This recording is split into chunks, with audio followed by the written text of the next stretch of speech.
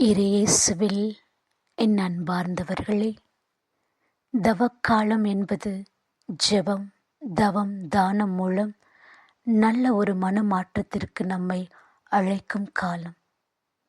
தனிப்பட்ட முறையில் நல்ல ஒரு மனமாற்றத்தை ஏற்படுத்திக் கொள்வதற்காக அருமையான ஒரு காலமாக, இறைவனது இரக்கத்தின் காலமாக இந்த காலமானது திருச்சபையால் நமக்கு தரப்பட்டு இருக்கிறது. எந்த அளவிற்கு உடலை வருத்தி கொள்ள முடியுமோ அந்த அளவிற்கு உடலை வருத்தி கொள்ள வேண்டும் என்று தொடக்க திருச்சபையிலே கற்பிக்கப்பட்டிருந்தது.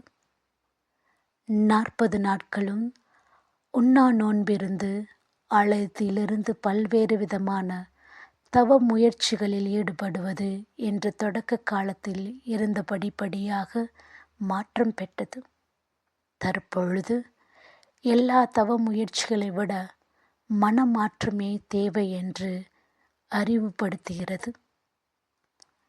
தொடக்க திருச்சபையில் குருவானவர் சாம்பலினால் நெற்றியிலே சிலுவை அடையாளம் வரைகின்ற போது, மண்ணினின்று நீ தோன்றினாய், மண்ணுக்கே திரும்புவாய் என்று உச்சரிக்கப்பட்ட வார்த்தைகள் மாறி இப்பொழுது மனமாறி நற்செய்தியை நம்பு என்று உச்சரிக்கப்படுகின்றது.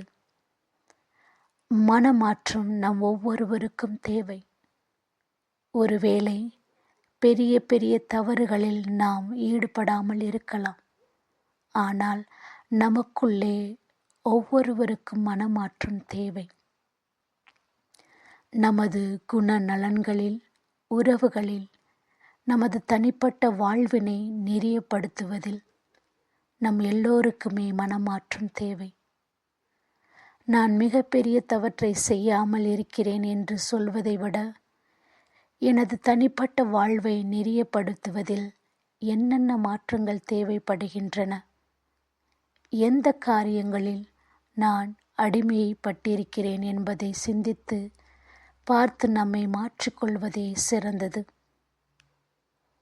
எனவே நமது இதயங்களை பக்குவப்படுத்தி கொள்ளும்போது தான் மனமாற்றம் என்பது சாத்தியமாகவே தவிர வெளிப்படையான பக்தி முயற்சிகளினால் நமது வாழ்வில் எந்த விதமான தாக்கமும் ஏற்படாது.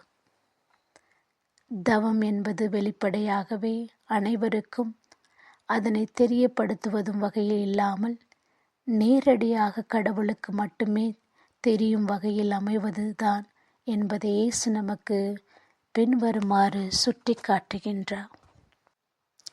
நீ தர்மம் செய்கிறாய் என்றால் ஒருவருக்கு தெரிய வேண்டாம்.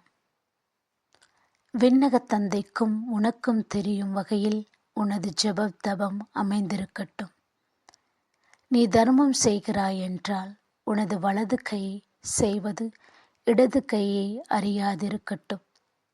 அந்த அளவிற்கு விண்ணக தந்தையாக தர்மம் செய். உனது தனிப்பட்ட ஜெபத்தில்